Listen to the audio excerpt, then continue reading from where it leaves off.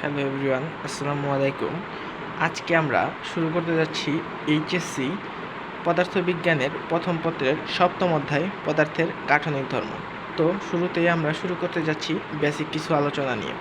তো বেসিক আলোচনাগুলোর মধ্যে প্রথমে থাকবে আন্তঃআণবিক বল। তো আন্তঃআণবিক বল কি? অণুগুলোর পরস্পরের মধ্যে যে বল ক্রিয়া করে তাকে বলা হয় আন্তঃআণবিক বল। অণুগুলোর পরস্পরের মধ্যে যে বল ক্রিয়া করে তাকে বলা হয় আন্তঃআণবিক বল। সাম্যাবস্থায় অণুগুলো একটি নিয়মিত ত্রিমাত্রিক বিন্যাসে সজ্জিত থাকে, যাদেরকে বলা হয় কেলাস। অণু বা আয়নগুলো দ্বারা দখল করা অবস্থানকে বলা হয় ল্যাটিস বিন্দু। এরপর যদি আমরা দেখতে পাই বন্ধন হচ্ছে চার প্রকার। কি? আয়নিক বন্ধন, সমযোজী বন্ধন, ধাতব বন্ধন, ভ্যান ডের ওয়ালস বন্ধন। এই জিনিসগুলো কিন্তু আমরা পূর্বেই অর্থাৎ এসএসসিতেই কিন্তু জেনে এসেছি। তো এরপরে যে বিষয়গুলো থাকছে সেটি হচ্ছে ধাতব বন্ধন সংজ্ঞা, হাইড্রোজেন বন্ধনের সংজ্ঞা। স্থির তড়িতের মধ্যকার কুলম্ব বলের কারণে সৃষ্ট এ বন্ধনকে হাইড্রোজেন বন্ধন বলে। অর্থাৎ হাইড্রোজেন কি?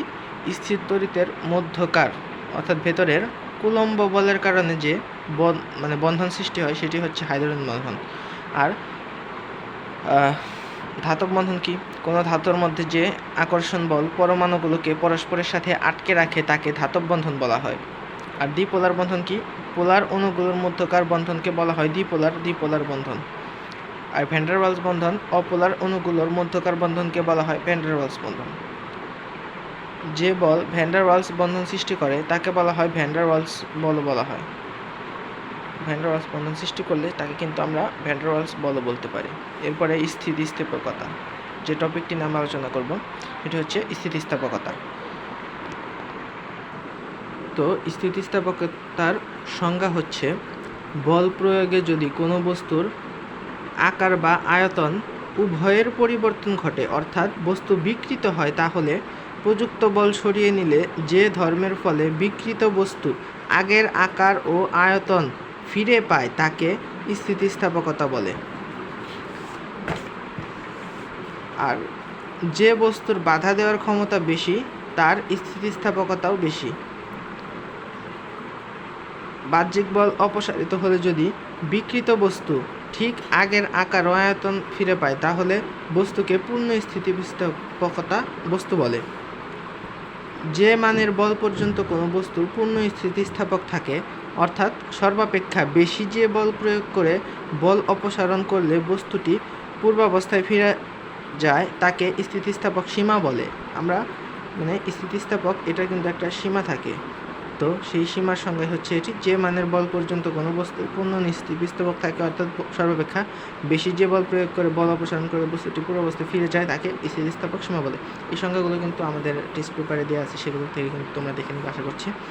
এরপরে বাইরে থেকে বল প্রয়োগের ফলে কোনো বস্তুর একক মাত্রায় যে রূপ বিকৃতি বা পরিবর্তন হয় তাকে বিকৃতি বলে। বিকৃতির এটা আমরা সংজ্ঞা দেখলাম। আর বিকৃতির এটা হচ্ছে সমীকরণ, যে বিকৃতি বি মাইনাস এ, দ্বিতীয় বস্তু থেকে প্রথম বস্তু মাইনাস, আর এটা হচ্ছে এ। আর বিকৃতি হচ্ছে একটা স্কেলার রাশি, এটার কিন্তু মাত্রা একক নেই। পরে পীড়ন, যে টপিকটি নিয়ে আলোচনা করব সেটি হচ্ছে পীড়ন। তো পীড়নের সংজ্ঞা কি? বাইরে থেকে বল প্রয়োগের ফলে কোনো বস্তুর আকার বা দৈর্ঘ্য বা আয়তনের পরিবর্তন ঘটলে স্থিতিস্থাপকতার জন্য বস্তুর ভেতর থেকে এ বলকে বাধাদানকারী একটি বলের উদ্ভব হয়। বস্তুর একক ক্ষেত্রফলের ওপর লম্বভাবে উদ্ভূত এ বিকৃত প্রতিরোধকারী বলের মানকেই পীড়ন বলা হয়। পীড়ন কি বলতে পারি? পীড়ন ইকুয়ালস প্রযুক্ত বল আর হচ্ছে ক্ষেত্রফল। প্রযুক্ত বলকে এফ দ্বারা প্রকাশ করা হয় আর ক্ষেত্রফলকে এ দ্বারা প্রকাশ করা হয়। আর এটার মাত্রা কি? মাত্রা ml ইনভার্স 1 t ইনভার্স 2, আর একক হচ্ছে নিউটন মিটার স্কয়ার বা প্যাসকেল। সর্বাপেক্ষা কম যে বলের ক্রিয়ার কোনো বস্তু ছিঁড়ে বা ভেঙে যায় তাকে অসহ বল বলে। আর অসহ পীড়ন কাকে বলে? প্রতি একক ক্ষেত্রফলের ওপর লম্বভাবে প্রযুক্ত সর্বাপেক্ষা কম যে বলের ক্রিয়ায় কোনো বস্তু ছিঁড়ে বা ভেঙে যায় তাকে অসহ পীড়ন বলে। এরপর যে টপিকটি নিয়ে কথা বলবো সেটি হচ্ছে দৈর্ঘ্য বিকৃতি। কোনো বস্তুর ওপর বাইরে থেকে বল প্রয়োগের ফলে যদি এর দৈর্ঘ্যের পরিবর্তন ঘটে তাহলে একক দৈর্ঘ্যের পরিবর্তনকে দৈর্ঘ্য বিকৃতি বলে। দৈর্ঘ্য বিকৃতি বড় এল বাই ছোট এল বাই বড় এল। আর দৈর্ঘ্য পীড়ন কাকে বলা হয়? দৈর্ঘ্য বিকৃতি প্রতিরোধ করার জন্য বস্তুর একক ক্ষেত্রফলে লম্বভাবে যে প্রতিরোধ বলের সৃষ্টি হয়, অর্থাৎ দৈর্ঘ্য বিকৃতি ঘটাতে বস্তুর একক ক্ষেত্রফলের ওপর দৈর্ঘ্য বরাবর যে বল প্রযুক্ত হয় তাকে দৈর্ঘ্য পীড়ন বলে। দৈর্ঘ্য পীড়ন বড় এফ বাই ছোট এফ বাই এ, অর্থাৎ এফ বাই এ বলতে পারি। আর এফকে আমরা এমজি বলতে পারি এফকে। আর এ মানে পাই আর স্কোয়ার। এই যে একটা চিত্রের মাধ্যমে এইখানে কি দেয়া আছে, একটা মানে দুটা দেয়া আছে আর কি,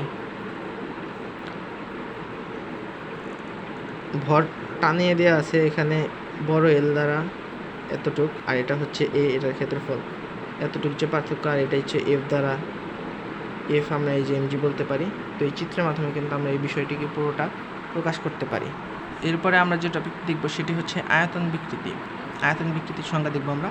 বাইরে থেকে বল প্রয়োগের ফলে যদি কোনো বস্তুর আকারের পরিবর্তন না হয়ে শুধু আয়তনের পরিবর্তন হয়, অর্থাৎ বস্তুর কিন্তু আকারের পরিবর্তন হবে না, আকার কিন্তু সেমই থাকবে, কিন্তু আয়তন বৃদ্ধি পাবে, আয়তনের পরিবর্তন হবে, সেটিকে আয়তন বিকৃতি বলা হয়। ছোট ভি বাই বড় ভি। আয়তন বিকৃতি প্রতিরোধ করার জন্য বস্তুর একক ক্ষেত্রফলের লম্বভাবে যে প্রতিরোধ বলের সৃষ্টি হয়, অর্থাৎ আয়তন বিকৃতি ঘটাতে বস্তুর একক ক্ষেত্রফলের উপর লম্বভাবে যে বল প্রযুক্ত হয় তাকে আয়তন পীড়ন বলা হয়। আয়তন পীড়ন এফ বাই এ। মোচড় বিকৃত সংজ্ঞা কি? একক দূরত্বে অবস্থিত দুতলের মধ্যবর্তী আপেক্ষিক সরণের ব্যাবর্তন বা মোচড় বিকৃতি বলে।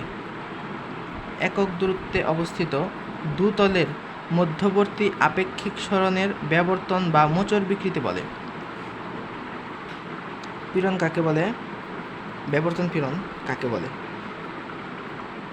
ব্যাবর্তন বিকৃতি প্রতিরোধ করার জন্য একক ক্ষেত্রফলে যে প্রতিরোধ বলের সৃষ্টি হয়, অর্থাৎ ব্যাবর্তন বিকৃতি ঘটাতে একক ক্ষেত্রফলের ওপর যে স্পর্শকীয় বল প্রযুক্ত হয় তাকে ব্যাবর্তন পীড়ন বলে। ব্যাবর্তন পীড়ন এটাও কিন্তু এফ বাই এ দ্বারা প্রকাশ করা হয়। এরপর যে টপিকটি দেখব সেটি হচ্ছে হুকের সূত্র। তো এটার সংজ্ঞা কি? স্থিতিস্থাপক সীমার মধ্যে বস্তুর পীড়ন এর বিকৃতির সমানুপাতিক। পীড়ন সমানুপাতিক বিকৃতি পীড়ন ধ্রুবক ইন্টু বিকৃতি। আর এখানে পীড়ন আর বিকৃতি নিচে থাকলে পড়ে থাকে ধ্রুবক। এরপর যে টপিকটি দেখাবো সেটি হচ্ছে স্থিতিস্থাপক গুণাঙ্ক। স্থিতিস্থাপক গুণাঙ্কের সংজ্ঞা কি? স্থিতিস্থাপক সীমার মধ্যে কোনো এটি কিন্তু একটি স্কেলার রাশি, এর মাত্রা হচ্ছে ml ইনভার্স 1 ইনভার্স 2 ইনভার্স 2 একক নিউটন মিটার স্কোয়ার বা প্যাসকেল।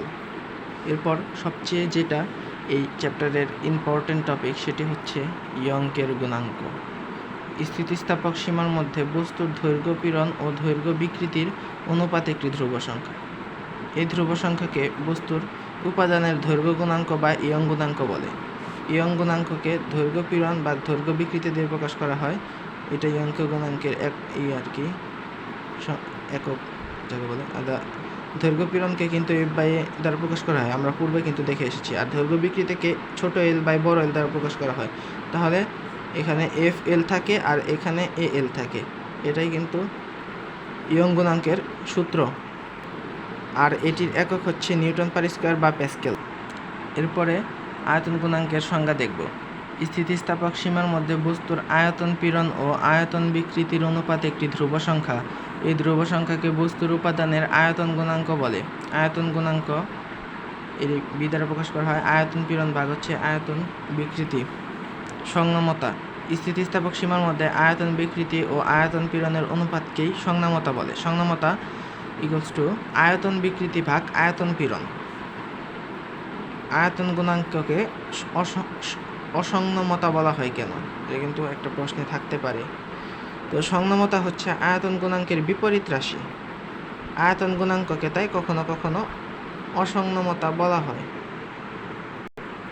এরপরে এই চ্যাপ্টারের আরও একটি মোস্ট ইম্পর্টেন্ট টপিক সেটি হচ্ছে পয়সনের অনুপাত। এটি কিন্তু সাইমন পয়সন আবিষ্কার করে, আর এটার কিন্তু মাত্রা বা একক নাই, আর এটা হচ্ছে আলফা দ্বারা প্রকাশ করা হয়।